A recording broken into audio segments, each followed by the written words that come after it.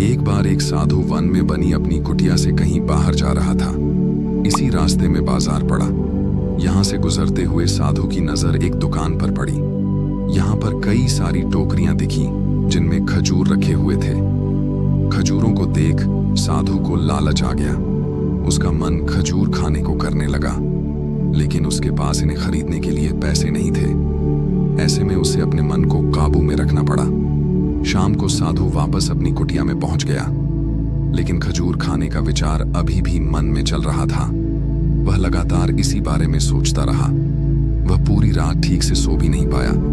अगली सुबह वह फिर से खजूर खाने के बारे में सोचने लगा। उसने सोचा, खजूर खाने हैं तो पैसे तो चाहिए ही होंगे। ऐसे में साधु सूखी लकड़ियां बेचकर खजूर खरीदने लायक पैसों को जमा करने लगा। कई लकड़ियों के गट्ठर बनाने के बाद कंधे पर लाद कर उन्हें बेचने बाजार की तरफ चल पड़ा। लकड़ियों का गट्ठर काफी भारी था। उसके लिए इन्हें लाद कर ले जाना आसान नहीं था, लेकिन फिर भी साधु हिम्मत बांधकर चलता गया। कुछ देर चलने के बाद उसके कंधे में दर्द होने लगा और कुछ दूर चलने के बाद आराम करने के लिए रुक गया। आराम करने के बाद वह फिर चल दिया। रुक रुक कर किसी तरह वह लकड़ियों के गट्ठर के साथ बाजार पहुंच गया। वहां उसने सारी लकड़ियां बेच दी। अब इतने पैसे हो गए थे कि वह खजूर खरीद सके।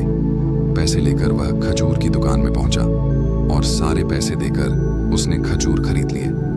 खजूर लेकर वो कुटिया की तरफ चल पड़ा।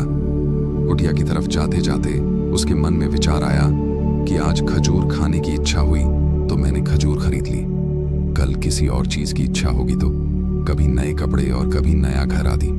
उसने सोचा कि वह तो साधु है, इस तरह इच्छाओं के तले दबकर कब तक जिएगा, कब तक इच्छाओं का दास बन रहेगा।